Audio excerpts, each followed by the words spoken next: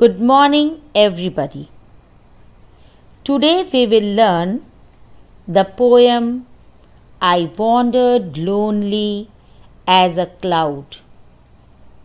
The poet William Wordsworth and his sister Dorothy, they saw a large number of golden daffodils growing on the bank of a lake. The lovely sight of the daffodils inspired the poet, which made him compose this poem. At the beginning, we see that the poet is in a melancholy, in a sad mood, and he compares himself to a cloud moving aimlessly in the sky. And he says, I wandered lonely as a cloud, which is floating high over the valleys and the hills. Just as the cloud is floating aimlessly, similarly, the poet is wandering aimlessly. When all at once means suddenly. What did the poet observe? What did he see? He saw a crowd, a host. Host means as if he is being welcomed by. He saw a crowd, a host of golden daffodils. The daffodils were of yellow color, and in the bright sunlight they were giving a golden appearance. Where were these daffodils? They were beside the lake, beneath the trees. And what were they doing? They were fluttering, trembling, and dancing in the soft breeze which was blowing. In the next paragraph, the poet is comparing the daffodils to the stars, to the innumerable countless stars which twinkle on the Milky Way. Children, Milky Way is our galaxy. Continuous, never ending. Like what? Like the stars. This is an example of simile, which is the figure of speech. So they refers to the daffodils. They stretched, they were present in a never-ending line. A never-ending line means there was no end. And they could be seen along the margin, along the edge of the small water body called bay. Then the poet says, 10,000 saw I at a glance. Children, you cannot count that. 10,000. This is an example of a figure of speech called hyperbole, where you exaggerate. Exaggerate means you try to tell more than what the reality is.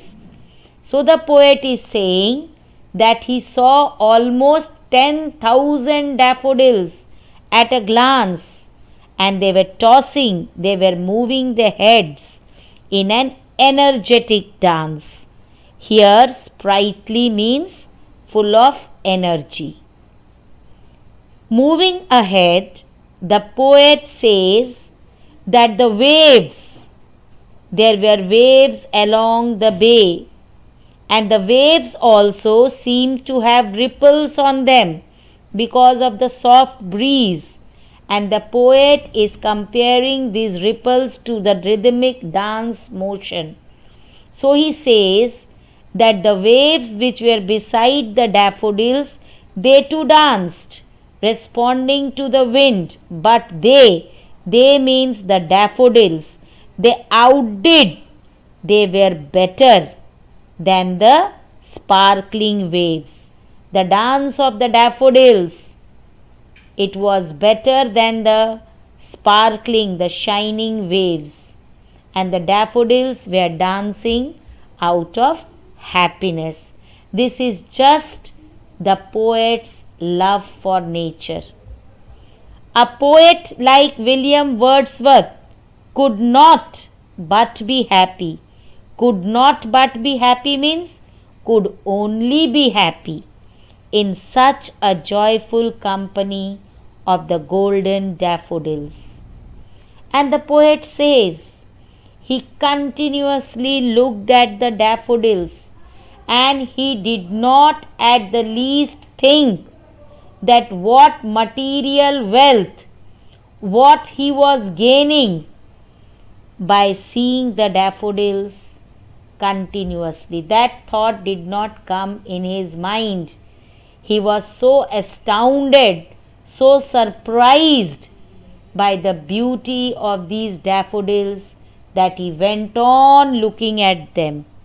But this sight leaves an everlasting impression on the inner mind of the poet, which the poet realizes later. And we will see about this, we will read about this in the concluding paragraph.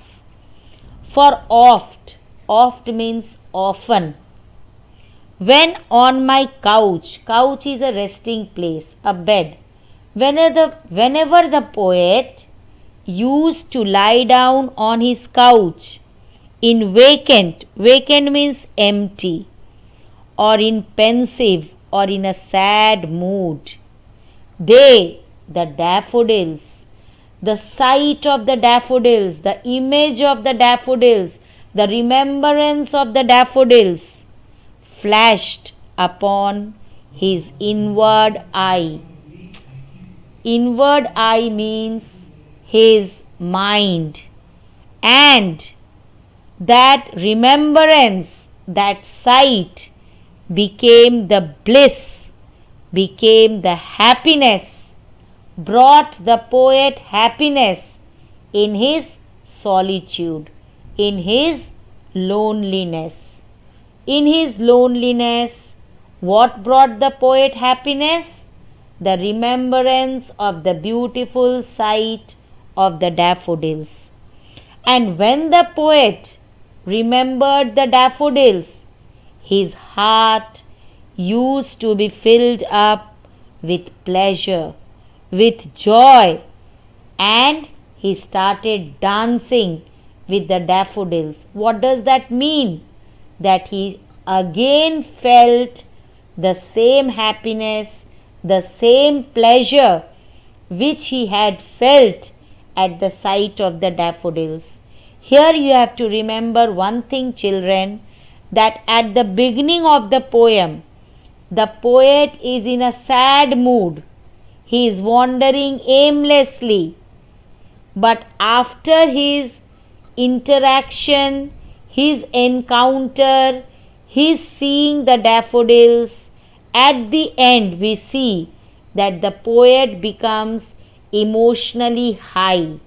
And even though sometimes he becomes sad, the remembrance of the daffodils again fills him up with an inner joy. So we can say that at the beginning of the poem, the poet is emotionally low, but at the end, he is emotionally high. I hope everybody has understood very clearly the meaning of the poem.